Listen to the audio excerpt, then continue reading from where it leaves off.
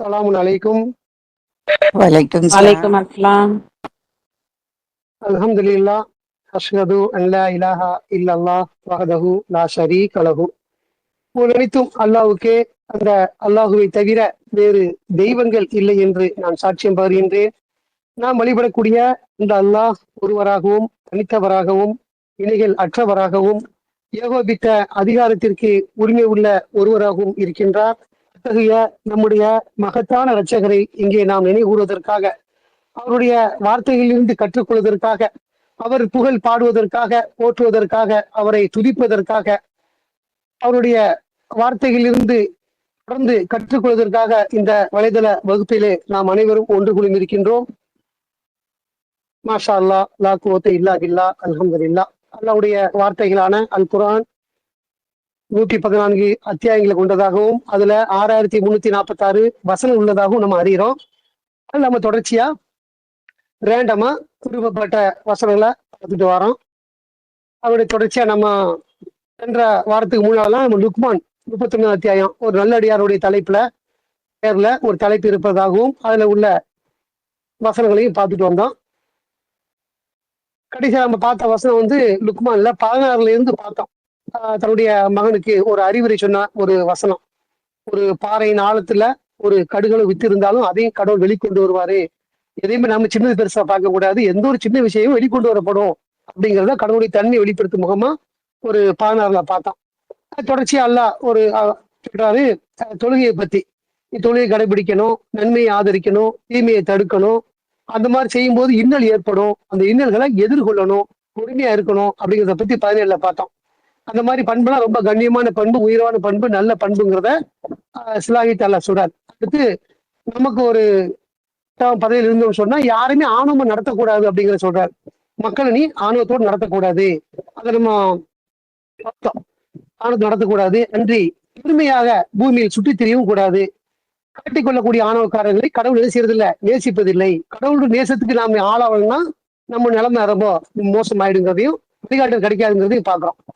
அடுத்து எளிமையான நடைபோடு, மேலும் உனது குரலை தாழ்த்திக்கொள், குரலையே அருவறுப்பானது கழுதையின் குரலே அப்படின்னு சொல்லி 19 வரைக்கும் சொன்னதை வாசிச்சோம் பார்த்தோம்.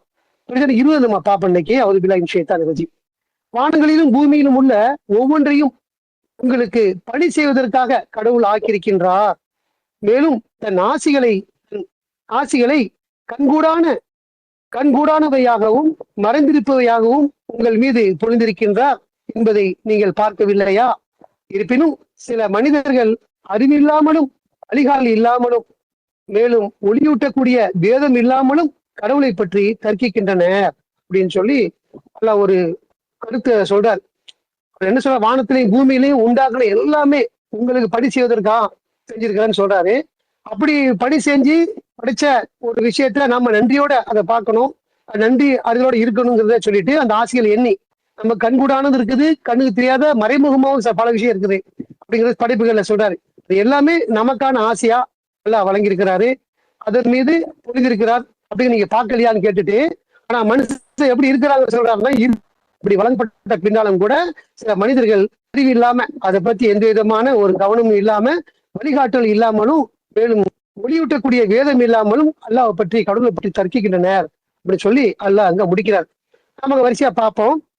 வானத்திலையும் பூமியிலையும் அல்லாஹ் நமக்குன்னு பணி செய்ய வச்சிருக்கக்கூடிய படைப்புகளை பற்றி நம்ம அறிகிறோம்.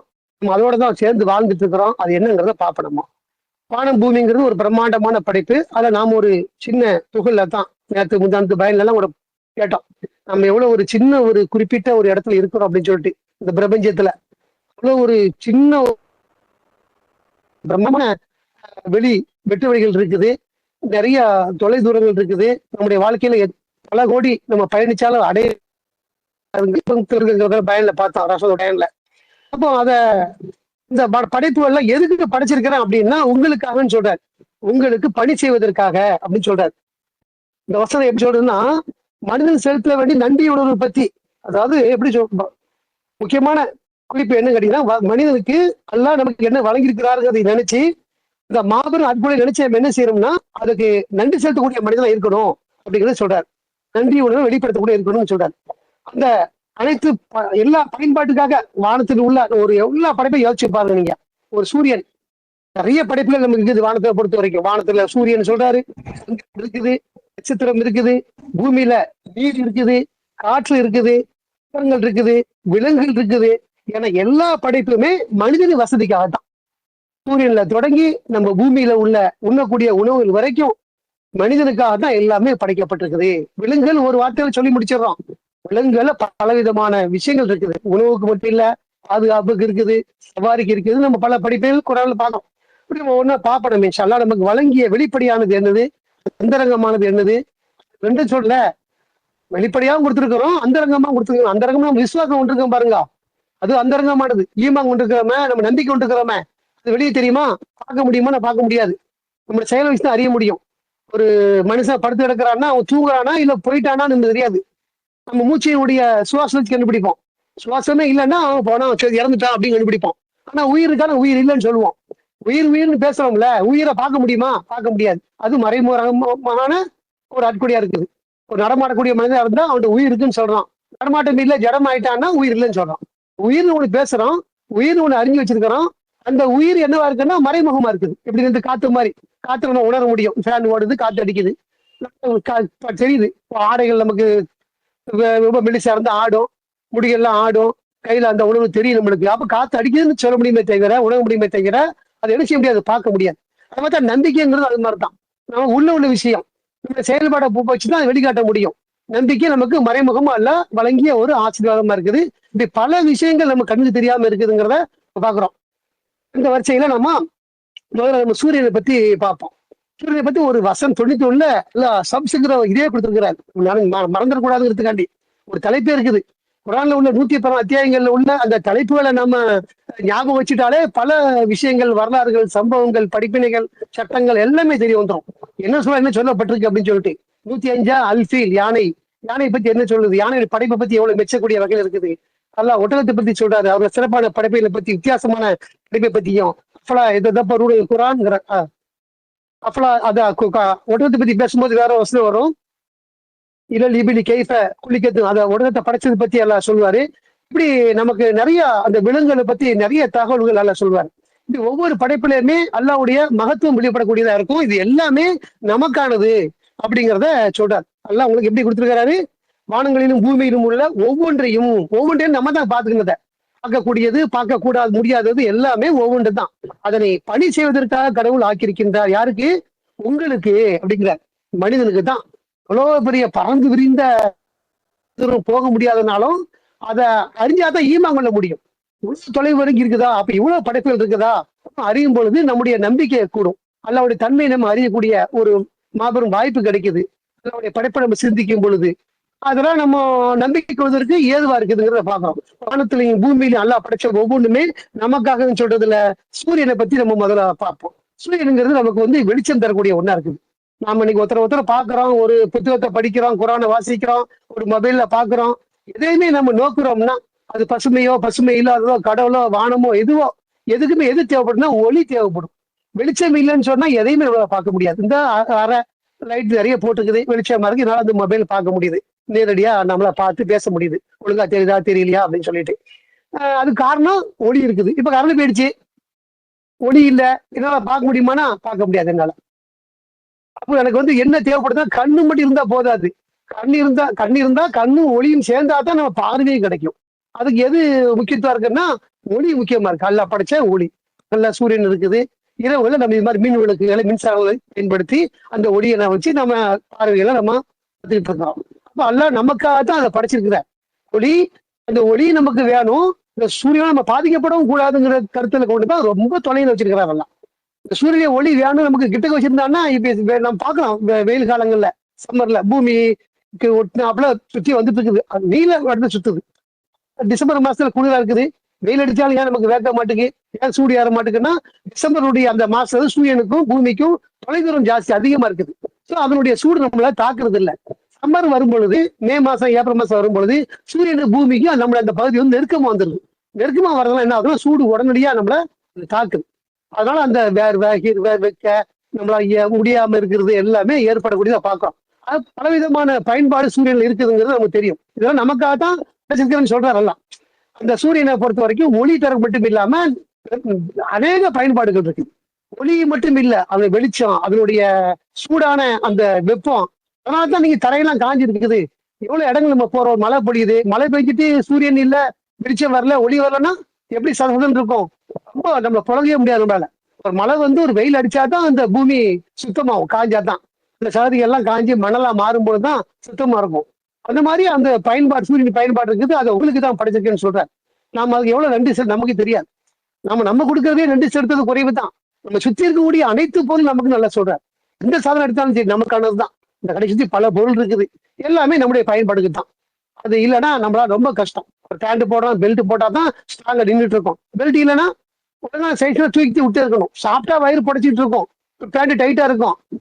ரசிக்கும் போது என்ன ஆகும்? வயிறு குறையும் போது, வயிறு சுருங்கும் பொழுது பேண்ட் சைஸ் ஒரே மாதிரி தான் இருக்கும். பட்டன் போட்டுட்டு நம்ம சுடிதார் இடிதாரெல்லாம் ஒரு கயிறுல அப்பப்ப இறுக்கி கெட்டிக்கலாம், மாத்தி மாத்தி லூசாவில டைட்டா கெட்டிக்கலாம். பேண்ட் ஒரு சைஸ் தான் இருக்கும். பெல்ட் இல்லைன்னா நம்ம தூக்கி விட்டே இருக்கணும். ஒரு சாதனம் அல்ல படைச்சிருக்கிறார்.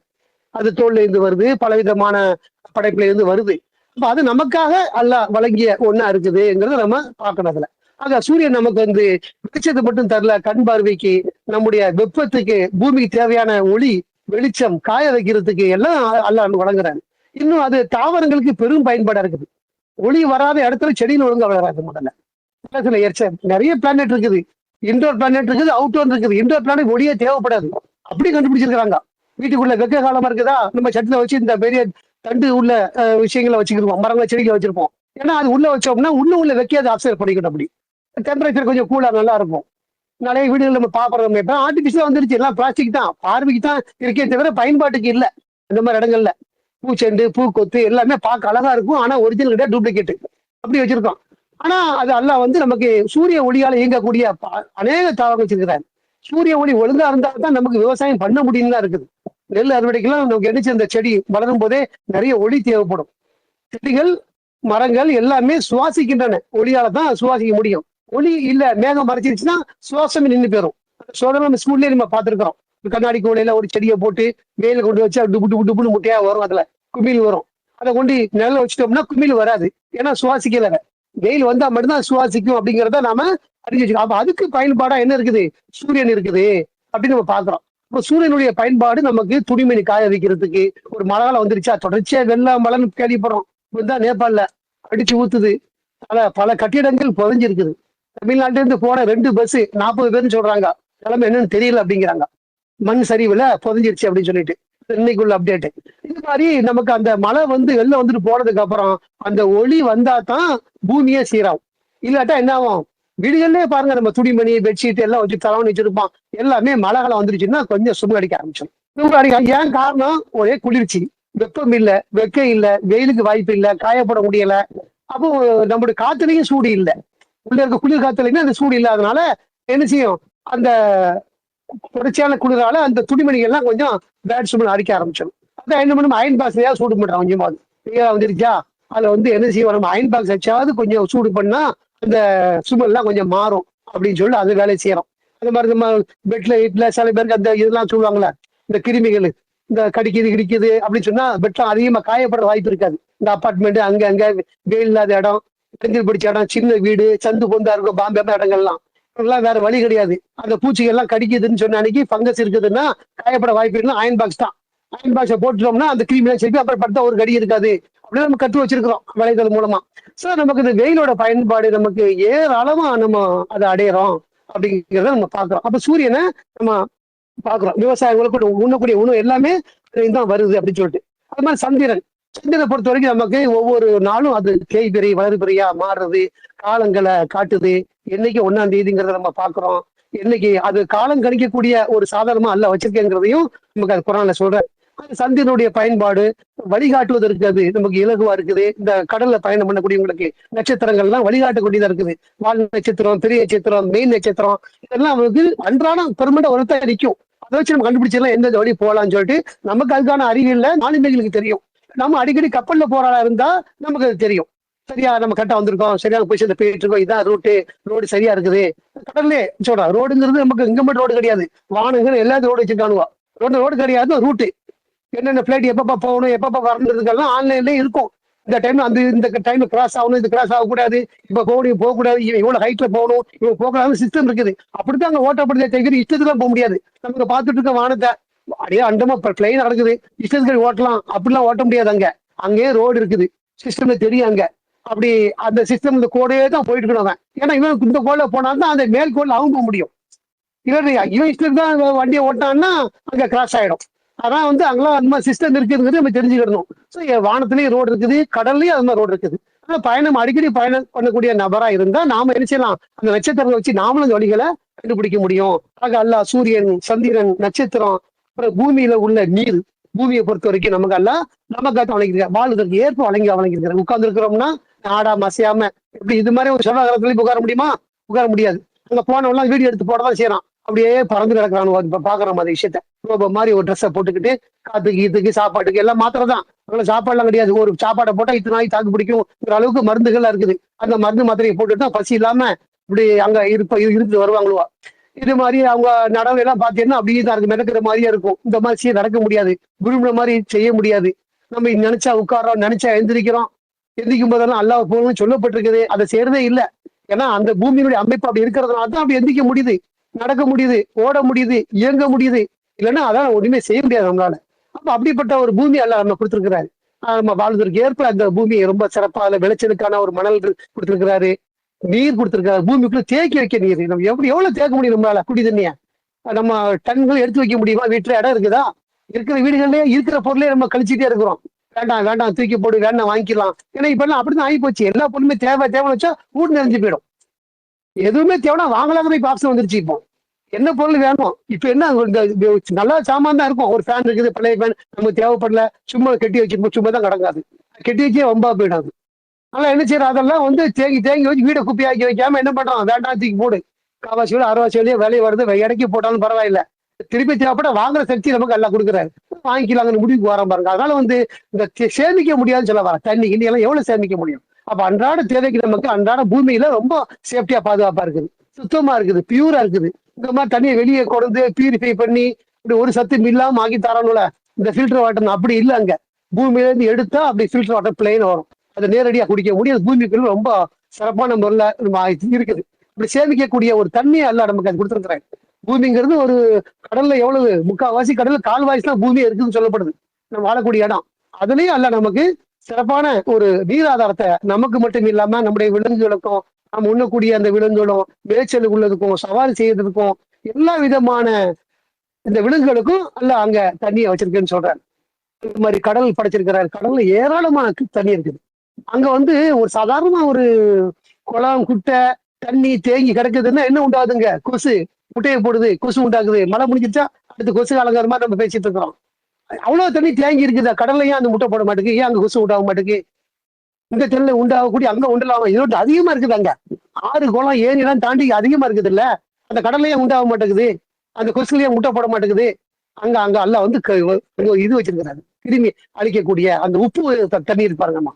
நம்ம சால்ட்டு கூட தெரிய டேஸ்ட் பாக்குறாம கடற்கரைக்கு போன உப்பு எப்படி கரிச்சு கிடக்குது.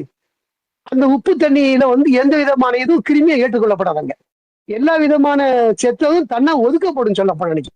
கடல்ல உள்ள கடல் மட்டும்தான் இருக்குமே தவிர கடல் நீரை தவிர மத்தெல்லாம் தூக்கி போட்டோம்னா ஒதுக்கி தள்ளிடும். சும்மா ஒரு நாளைக்கு இப்போ கொஞ்ச தூரம் போவோம், அலை அடிச்சு ஒதுக்கிறோம். எவ்வளவு நம்ம வெள்ளக்காடுல பாக்குறோம்.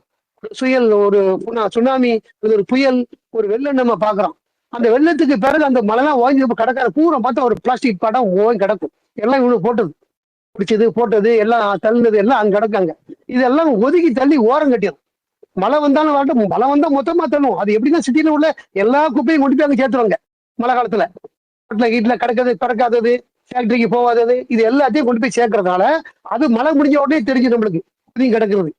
கடல் மற்ற குப்பைகளை ஏற்றுக்கொள்ளாது. கடல் கடலா மட்டும்தான் இருக்கும். அது அல்லாஹ்வுடைய படைப்புல ஒரு மிகப்பெரிய விஷயமா இருக்குது. எந்த ஒரு செத்து கடலை வாழக்கூடிய மீன், அங்க வாழக்கூடிய மீன் தானே செத்து அங்கேயே ஜேமா வண்டி தானே ஜேமாவாது. அதை ஓரம் கட்டி எவ்வளவு பெரிய மீனா இருந்தாலும் திமிங்கலமா இருந்தாலும் சரி. அப்பப்ப நம்ம பாக்குறோம் கேரள கடலெல்லாம் நிறைய மீன்கள் கரை ஒதுங்குறத பாக்குறோம். கடல்ல ஏதாவது பிரளயம் ஏற்பட்டா, வேற ஏதாவது வித்தியாசமான விஷயங்கள் நடந்துச்சுன்னா அது கரை உயிரோடய ஒதுங்கக்கூடியதை பாக்குறோம். மக்கள் பொறுக்கி எடுத்துட்டு போறாங்க.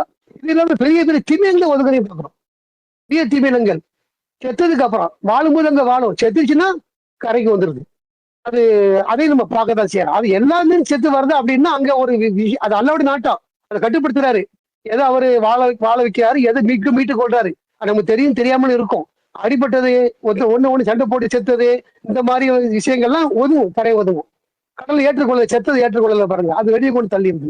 எந்த விதமான அதுல அனாவசியமான எந்த விஷயம் கடல் ஏற்றுக்கொள்ளாது. ஏன்னா அதுல முழுக்க முழுக்க உப்பு நீரா இருக்கிறதுனால அதுல கிருமிகள் தொற்றுவதற்கு வாய்ப்பே கிடையாது. அப்படி ஒரு சிறப்பால கடலுக்கு வழங்கியிருக்கிறார் அந்த தண்ணி. அப்ப அந்த தண்ணியும் நாம பழகக்கூடிய இந்த குளம், குட்டை, ஏரி இந்த தண்ணி வேற. இதுலதான் அசுத்தங்கள் ஆகும். அந்த தண்ணி ஒருபோதும் அசுத்தமாகும். எவ்வளவு பெரிய அற்கொடை பாருங்க, எவ்வளவு பிரம்மாண்டமான அல்லாவுடைய மகத்துவம். அதை எப்படி நம்மளால அதை யோசிக்க முடியுது பாருங்க. அது எல்லாமே தண்ணி தானே. அந்த தண்ணியே கெட்டு போக மாட்டேங்குது. இது ஏன் கெட்டு போகுது? வித்தியாசத்துல வல்லா ஒருத்தர் இருக்கிறார், அவருடைய தன்மை இருக்குது, அவருடைய வல்லம் இருக்குது, அவர் சக்தி இருக்குது, அவர் பவரானவருங்கிறத நம்ம புரிஞ்சு கொள்ளக்கூடிய வகையில கண் முன்னால பிரம்மாண்டமா கொடுத்துருக்கிறார். அப்ப அல்லா கொடுத்ததுல சூரியன், சந்திரன், நட்சத்திரம், கடலு அப்படின்னு சொல்லிட்டு வேற என்ன நீரை சொல்றேன். அப்ப காற்றுல சொல்றாரு. காற்று நமக்கு ரொம்ப அவசியமான ஒண்ணா இருக்குது. காற்றுலாம் நோக்க முடியாது, எல்லாமே க்ளோஸ் டைப்பு, கண்ணாடி போட்டு மூடியாச்சு. ஏதாவது ஏர் இருந்தா தான் நம்ம வாழவே முடியும். ஏர் எல்லாம் நம்ம சுவாசிக்க முடியாது. எந்த ஒரு இடத்துக்கு போனாலும் சரி, சுவாசம் இடத்துக்கு போனாலே அந்த ஃபீலிங்கே ஒரு மாதிரியா இருக்கும் நம்மளுக்கு. இங்க இருந்து நம்ம பாம்பேலாம் ட்ரெயின்ல போனோம்னாக்கா ஒரு வடநாடு தாண்டி போகும்போது சில குகைகள்லாம் வரும். அதாவது குகைகள் மீன்ஸ் அங்க பெரிய மலைகள் இருக்கும். அந்த மலைகள்ல நம்ம ட்ரெயின் போகணும்னா என்ன செஞ்சிருப்பாங்கன்னா அடியிலேயே ஓட்ட போட்டிருப்போம், குறைஞ்சிருப்பாங்க. அந்த பாறையை குடைஞ்சி ரயில் பாதையை போட்டு அதுல போகும்போது பார்க்கலாம், அங்கெல்லாம் மின் விளக்கு எரிஞ்சிட்டு இருக்கும். ஆனா இருள் சூழ்ந்துரும். அந்த உள்ள போனாலே அந்த குகையில போனா அதான் பார்த்தா பயங்கரமான ஒரு காட்சிகள். அதாவது அது இருட்டா இருக்கும், கரண்ட் எல்லாம் ரொம்ப கஷ்டம் நம்மளுக்கு. அது அந்த பாதையை கடக்குற வரைக்கும் அது உடனே எல்லாம் கடந்துடாது அந்த பாதை. அது பெரிய மலைன்னா கொஞ்ச நாள் போயிட்டு தான் இருக்கும் அதுல. அந்த மாதிரி காட்சிகள்னா எப்படிப்பட்ட பயம் வரும்னா, ட்ரெயின் ஒழுங்கா போனா சரி, நின்றுச்சுனாலும் நம்ம கஷ்டம். நம்மளுக்கு கசம்சா ஆகிவிடும்ல உள்ளுக்குள்ள. பயப்படாம இருப்பான், பயப்படாத இருப்பான், பலதரப்பட்ட மக்கள் கலந்து இருப்பாங்க. கூச்சலும் குழப்பம் வந்தா என்ன ஆகும்? ஏன்னா அது பாம்பேல அந்த வண்டி இறங்கி நடக்க கொடுத்துருக்கலாம் கேப்லாம் பெருசா இருக்காது, மீடியமான கேப்பா தான் இருக்கும். ஒத்தனா போனா தேவலாம். மக்களுக்கு அந்த மாதிரியான ஒரு பண்பாடு ஒற்றுமை கிடையாது. எல்லாம் அடிச்சு முடிஞ்சு தானே போவாங்க. எங்க போனாலுமே அப்படித்தான் நம்ம நிலைமை இருக்குது. ஒரு டிராபிக் ரூல்ஸ் ஃபாலோ பண்ணணும்னா அதை ஃபாலோ பண்றது கிடையாது. ஒரு வண்டிக்கு பின்னால வண்டி போகணும் சிஸ்டம் இருக்குது. ஆனா என்ன செய்வாங்க, பல வண்டி நிற்கும் போது ஒருத்தர் ஏறி வருவார். இப்படி இவனை பார்த்து 10 பேர் வருவான். பார்த்து அங்கேருந்து வர முடியாம போயிடும். இவனு போக முடியாது, அவனு போக முடியாது, ஜாம் ஆகி போயிடும். இந்த மாதிரி சிக்கல் நிறைய பாக்குறோம். அது மாதிரி அந்த மாதிரி ஒரு ட்ரெயின்ல அந்த இடுக்கமான இடமா இருந்தாலும் ஒவ்வொருத்தனா போகலாம். அந்த மாதிரி பண்பாடு இல்லாத இதெல்லாம் என்ன மரணம் தான் ஏற்படும். அந்த மாதிரி ஒரு இறுக்கமான இடம் குகையெல்லாம் பார்த்தாலும் நமக்கு ஒரு அச்சமா இருக்கும். அல்லாவோட அச்சம் வரும் அந்த இடத்துல. அது பல நம்ம சில கவனம் நம்ம பார்க்க வேண்டிய நிலைமை ஆயிடுது. அல்லா நமக்கு காட்டுறாரு, பக்தி இருக்குதுங்கிறதுக்காக காட்டுறாரு. இது கஷ்டமான கனவு காட்டுறாரு. கனவுகள்ல நம்ம அன்னைக்கு கூட என்ன எப்படி இதே மாதிரிதான். ஆனா பாம்பே மாதிரி அது ஒரு இதா தெரியல. அது எப்படின்னா ஒரு பாறை, வெண் பாறையா தான் இருக்குது. நம்முடைய கார் போயிட்டு இருக்குது, ரெண்டுலயும் நிறைய கார் போகுது. ரெண்டுக்கும் மத்தியில இருட்டு கூட இல்லை, எவ்வளவு தூரம் தெரியாது. கார்ல போயிட்டு இருக்கிறோம், பின்னாலே போகுது, நாம உள்ள பயணிச்சுட்டு இருக்கிறோம். இந்த காரை சுத்தி பார்த்தா முழுக்க அந்த சின்ன குகை மாதிரிதான் இடமே. டோரை கூட திறக்க முடியாது. டோரை திறக்கலாம், ஒரு விரலுக்கு தான் கேப் இருக்கு அந்த இடத்துல. இந்த மாதிரி கார்ல நம்ம போயிட்டு இருக்கிறோம். அதாவது இங்க ஒரு சின்ன பிரச்சனை, ஒரு ஜாம் ஆகி போச்சு, ஒரு ஆபத்து அப்படின்னா நமக்கு எப்படி அது திக்குமுக்காடுது அந்த மூச்சு. அதை என்ன சொல்ற, அந்த வார்த்தை சொல்றத ஒரு வார்த்தை சொல்லுவோம். அதுக்கு இந்த மாதிரி ரொம்ப ஒரு கஷ்டமாயிடும். அதாவது மூச்சு தள்ள ஏற்படக்கூடிய நிலைமை வரும் பொழுது வார்த்தை மறந்து போச்சு. இந்த மாதிரி நம்ம சொல்லுவோம். எப்படி அதை கற்பனை பண்ணி பாருங்களா? அது நீங்க ஒரு கார் தான் போகுது, மேலே அடப்பு, கீழே அடப்பு, ரெண்டு பக்கம் அடப்பு, வண்டி ஆனா போயிட்டு மெதுவா போயிட்டு இருக்குது. இப்போ ஒரு ஜாம் ஆயிடுச்சு, சிக்கல் ஆயிடுச்சுன்னா கதவு திறந்து வெளியே வர முடியாது உங்களால. கதவை திறந்தா வெளியே இடம் கிடையாது போறதுக்கு. இப்போ கார் உள்ளேதான் உட்கார்ந்து இருக்கு நிலைமை இருக்குது. இத்தனைக்கு அங்க இருட்டு மீது வெளிச்சமா இருக்குது கனவுல பார்க்கும்போது. அது அந்த அச்சத்தாலே முழிப்பு வந்துருச்சு. இதெல்லாம் கடவுள் நம்ம காட்டுறாருன்னா அவருடைய தண்டனையை நமக்கு காட்டுறாரு, பயத்தை நமக்கு காட்டுறாரு, இப்படி இருக்கணுங்கிறதுக்காண்டி. அப்ப அந்த கனவுலாம் பார்த்து திரும்ப தூங்க மனசே வர மாட்டேங்குது. ஏன்னா திரும்பவும் அந்த கனவு வந்தா நமக்கு நிலைமை ஆன்மா கஷ்டமாகுதுங்க. அது ஆன்மா ரொம்ப கஷ்டப்படுது அந்த கனவை பார்த்துட்டு.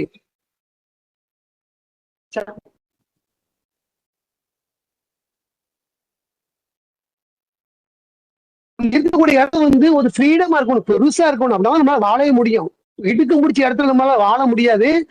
சமயங்கள்ல ஒரு தேன்கூடு அது மாதிரி குகைகளுக்கெல்லாம் போவாங்க, பாக்குறோம். லைட் வச்சுக்கிட்டு வெளியே போயிட்டு இருப்பான். என்னதான் இருக்குன்னு பாக்குறதுக்கு ஆய்வுக்காண்டி போறாங்க அவங்க. அதெல்லாம் கூட அந்த காட்சியை பார்த்தா நமக்கு பயமா இருக்கும். இந்த மாதிரி இடத்துல நம்ம சிக்கிட்டா என்ன நிலைமை அப்படின்னு சொல்லிட்டு. ஏன்னா இப்படி போனா இப்படிதான் வர முடியாது, திரும்பி கூட முடியாது. ஏன் போறான்னா இப்படியே ஊண்டி ஊண்டி போவான். எவ்வளவு தூரம் போவான்னு தெரியாது. திரும்ப வரும்போது திரும்பி வரலாம்ல, வர முடியாது. இப்படிதான் வரணும், பின்னாடி பேக்ல வரணும். அந்த மாதிரி நிலைமெல்லாம் அந்த குகைகள் இருக்கும். இப்படிலாம் அல்லாவுடைய படைப்புகள் இருக்கு, நம்ம பார்க்கிறோம். வானத்திலே பூமியில் அல்லா நமக்கு படைச்ச எல்லாமே நம்முடைய படிப்பினைக்காக, நமக்காகன்னு சொல்றாரு. இதுல வந்து காற்று ரொம்ப முக்கியமா இருக்குது, சுவாசத்துக்கு முக்கியமா இருக்குது. இந்த காற்றுல பகுதிக்கு போயிட்டா நமக்கு அதான் பொசமுட்டி போயிடுன்னு சொல்லுவாங்க அந்த விஷயத்த. நம்ம எங்க ஊர் பாதி சொல்லும் போது ரொம்ப பொசமுட்டி போச்சு அப்படின்னு சொல்லுவாங்க அந்த வார்த்தை.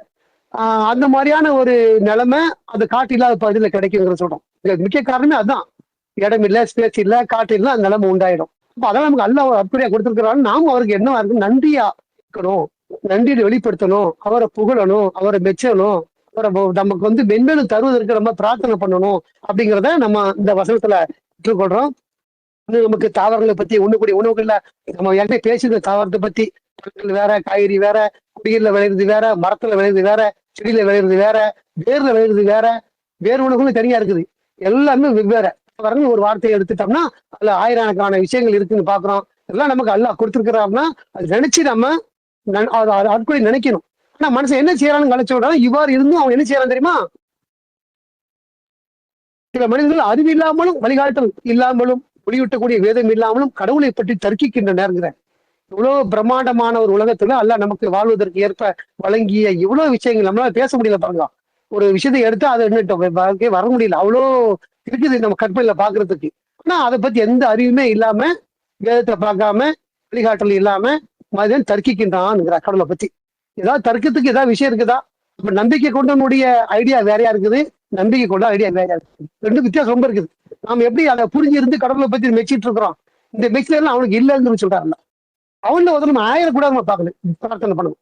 அந்த மாதிரி தர்க்கம் பண்ணக்கூடிய வந்து நம்ம ஆயிரக்கூடாது, நம்ம முக்கியமான பிரார்த்தனை பண்ணிட்டே இருக்குங்கிறத இதுல கற்றுக்கொள்றோம். சரி, நம்ம வரக்கூடிய வாரங்களையும் நம்ம இதனுடைய விரிவாக்கத்தை பார்ப்போம். அந்த வசனம் திரும்ப ஒரு மட்டும் படிச்சிருவோம். வானங்களிலும் பூமியிலும் உள்ள ஒவ்வொன்றும் உங்களுக்கு பணி செய்வதற்காக கடவுள் ஆக்கியிருக்கின்றார். நம்ம நல்லா ஞாபகத்தை வச்சுக்கிறோம். எந்த ஒன்றும் நம்ம கண்மூலா தோன்றதா நமக்கு பணி செய்யதான் அப்படின்னு சொல்லி நம்ம அதை விளங்கிக்கிறணும். மேலும் தன் ஆட்சிகளை கண்கூடானவையும் மறைந்திருப்பவையும் உங்கள் மீது பொழிந்திருக்கின்றார் என்பதை நீங்கள் பார்க்கவில்லையா? இருப்பினும் சில மனிதர்கள் அறிவில்லாமலும் வழிகாட்டல் இல்லாமலும் மேலும் ஒளியூட்டக்கூடிய வேதம் இல்லாமலும் கடவுளை பற்றி தர்க்கிக்கின்றனர். உங்களை ஒருத்தர் நம்ம இல்லாம இருப்பதற்கு அல்லாஹ் நமக்கு அருளும் கிருபை செய்வார்னு சொல்லி இந்த உபதேசத்தை நிறைவு செய்வோம். வார்த்தையின் பொழுது அல்லாஹ்வுக்கே மாஷா அல்லாஹ், லா குவத்த இல்லா பில்லா, அல்ஹம்துலில்லாஹ். அஸ்ஸலாமு அலைக்கும்.